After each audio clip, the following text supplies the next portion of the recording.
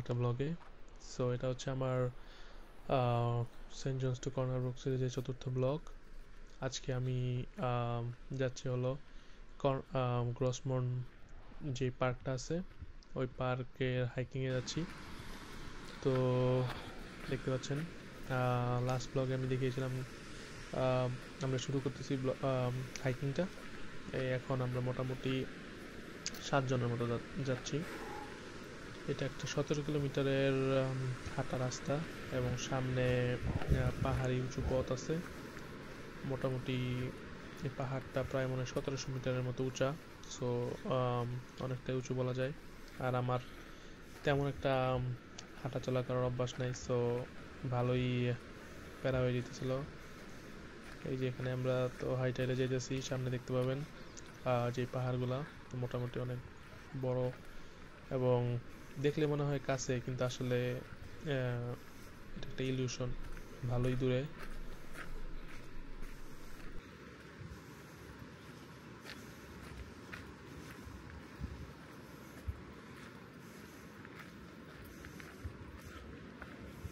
আপনারা দেখতে পাবেন যে আসলে আমি বেশ হাঁপাইতেছিলাম। এখনো মাত্র মানে হাইকিংয়ের মতো শুরু হয়, কত আর কিলোমিটার, 1-2 কিলোমিটার যাওয়ার পরে আমি পুরো হাঁপানো টাপানো শুরু করে দিই। কারণ এটা প্রথম দিক থেকেই মোটামুটি অনেক স্টিপ ছিল, হয়তো ভিডিওতে বোঝা যাইতেছে না, কিন্তু আসলে এটা আমরা কনস্ট্যান্টলি উপরের দিকে উঠতেছিলাম।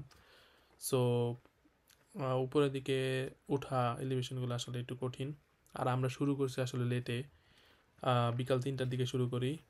আর আসলে বিকাল 3টার দিকে এই হাইকিং কেউ শুরু করে না। আমি ওইখানে মানুষজনকে দেখছি যে সকাল 7টা 6টার দিকে শুরু করছে। এই যে এখন যারা নেমে যেতেছে হয়তো সব ভোর 5টা 4টার দিকে শুরু করছে। প্রায় 8 ঘন্টা 10 ঘন্টা হাইকিং করার পরে ওরা এই যে এখন নামতেছে। আর আমরা শুরুই করছি হচ্ছে বিকাল 3টার দিকে। সো আমাদের এমনি একটু রাশ ছিল যে যতটা তাড়াতাড়ি সম্ভব আমরা উঠি, কারণ আমরা জানতাম এটা অ্যাটলিস্ট যদি দৌড়ায় উঠি তারপরও 7 ঘন্টা লাগে। সো 3টা থেকে 7টা মানে 10টা। আর রাত হয়ে গেলে এই পাহাড়ি রাস্তা থেকে নামাটা ভালোই একটা ঝামেলা হয়ে যেত। তো এই জন্য প্রথম দিক থেকে আমরা একটু তাড়াহুড়া করতেছিলাম যাতে মোটামুটি তাড়াতাড়ি উঠা যায়, তারপর আবার যাতে নামতে পারি আলো থাকা সত্ত্বেও, আলো আলো থাকতে থাকতে। আমাদের জন্য একটা সুবিধা হয়েছিল, কারণ হচ্ছে তখন মোটামুটি সামার ছিল এবং সূর্য ডুবতো প্রায় 8টা 9টার দিকে এরকম। সো অনেকক্ষণ আলো পাইছিলাম। আর ওইখানে অনেক পোকামাকড় ছিল, কারণ এই এটা একটা জঙ্গলের মতো ছিল। এর এখানে তো কোনো কোনো মশা মারার অথবা মাছি মারার এরকম কোনো স্প্রে ট্রে করা হয় না। সো আলটিমেটলি এখানে ওয়াইল্ড অনেক পোকামাকড় থাকে। তো মানুষজনকে দেখবেন যে একদম পুরো মাস্ক টাস্ক পরে তারপরে এই হাইকিং করে, কিন্তু ওইটা আমরা জানতাম না। আর জানলেও আসলে কিছু মানে পোকামাকড় এটা মেনেই নিতে হবে, এটা কিছু করার নেই। আর এখন আমরা চলে আসলাম একটা ব্রিজের মধ্যে। ব্রিজটা খুব সুন্দর, আশেপাশ দিয়ে 2টা ঝর্ণা আছে আর নিচে একটা নদী বয়ে যেতেছিল, ভালোই লাগতেছিল এটা। Already exhausted. It's a long way to go. যাইতে থাকি, দেখা যাক কি অবস্থা হয়। বেশ আউট অফ শেপ বোঝা যাচ্ছে। এই যে এখন আমরা চলে আসলাম বেস ক্যাম্পের কাছাকাছি। এটা হচ্ছে আম, এখান থেকে বেসিক্যালি এই পাহাড়টা শুরু হয়। সো বেস ক্যাম্প পর্যন্তই প্রায় 3 কিলোমিটারের মতো হাঁটা ছিল। তো বুঝাই যায় অনেক একটা লম্বা হাঁটা। আর পাহাড়ের নিচ পর্যন্ত যাইতেই মোটামুটি খবর হয়ে গেছিল। আহ, অনেকেই যাইতে পারে না পাহাড়ের নিচ পর্যন্তই। সো এটা হলো বেস থেকে, এটা হলো ভিউ। সামনে এই পাহাড়, এই পাহাড়টার উপরেই হচ্ছে এটাকে বলে গ্রস মাউন্টেন। গ্রসমন্ড পার্কের মধ্যে এরকম অনেক মাউন্টেনই আছে। সো এরকম এই পাহাড়টার উপরে আমরা উঠবো। প্রায় 1.5 কিলোমিটারের উঁচু একটা পাহাড়। দেখে মনে হচ্ছে খুব কাছে, আসলে না। এখানে গেলে এরকম একটা ইলিউশন হয়, আহ, সবারই হয় যতটুকু বুঝলাম। কারণ পাহাড়ের দূরত্ব পরিমাপ করা ইজি না। এটা হচ্ছে, এটা বোঝা যায় না আসলে, খালি চোখে দেখলে বোঝা যায় না। তো এই তো সামনে হাইটে যেতেছি মোটামুটি। সুন্দর একটা হাঁটার পথ। এখনো কোনো পাহাড়ি মানে মোটামুটি মাটি আছে নিচে। ইয়া নাই, কি বলে, পাথর নাই। সামনে উঠলে দেখবেন যে খালি পাথর আর পাথর। এই পাহাড়টার উপরে যতটুকু উঠছিলাম পুরাটাই পাথর, কিন্তু এখানে আপাতত মাটি আছে। সো দেখতে থাকুন।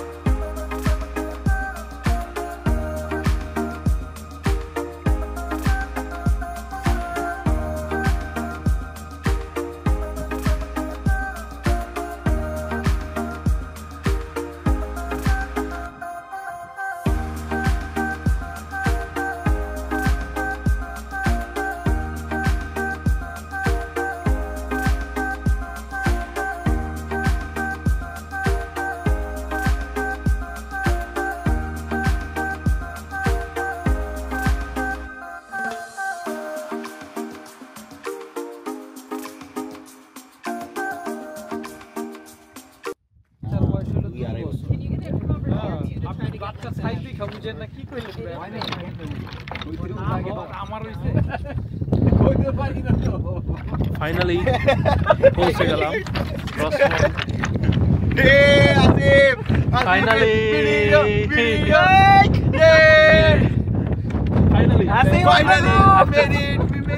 after 4 hours we are doing photo session here.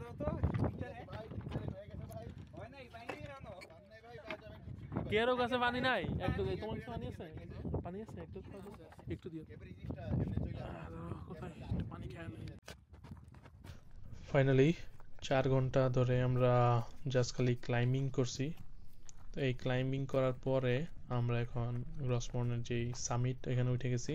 আমি কোনো ভিডিওই করতে পারি নাই, কারণ আমি 5-10 মিনিট 10-15 মিনিট হাঁটার পর একটু করে রেস্ট নিতেছিলাম, আর পানি ছিল না। এটা সেটা ভুল ছিল যে আমি পানি আনতে ভুলে গেছিলাম। সো পানি না থাকার কারণে একে হচ্ছে আমি অনেক তৃষ্ণার্ত, কারণ হচ্ছে এরকম ক্লাইম্বিং করা ইজি না। পাহাড় ক্লাইম্বিং করা কোনোভাবে একটা ইজি কাজ না। প্লাস মোটামুটি যে পরিমাণ কাহিল হইতেছিলাম আর আউট অফ ব্রেথ ছিলাম, সো কোনো ভিডিওই করতে পারি নাই। এই যে এখন আমরা যখন নামতেছি তখন আবার ভিডিও করতেছি, কারণ নামাটা ইজি কিন্তু উঠাটা অনেক কঠিন। যদি পরবর্তীতে কোনোবার তাহলে হয়তো উঠার ভিডিওটা আরেকটু ভালো করে করবো, তখন হয়তো দেখতে পারবেন। কিন্তু আর এখান থেকে যে এই ভিউ। সো ধরে যেই এতক্ষণ ধরে যেই ইয়াটা দেখতেছিলেন, এতক্ষণ ধরে যেই নিচ থেকে যেই পাহাড়টা দেখা যেতেছিল, আমরা সেই পাহাড়ের উপরে আছি বর্তমানে। আর এই হলে পাহাড় থেকে আমরা যে নিচের যেই জায়গাগুলো ছিল এগুলো হয়তো এখান থেকে দেখতে পাবেন। বাট খুবই সুন্দর একটা ভিউ। নামার সময় মোটামুটি আপনারাও দেখতে পাবেন, আমি কিছু কিছু ভিডিও করছি, এনজয় করুন।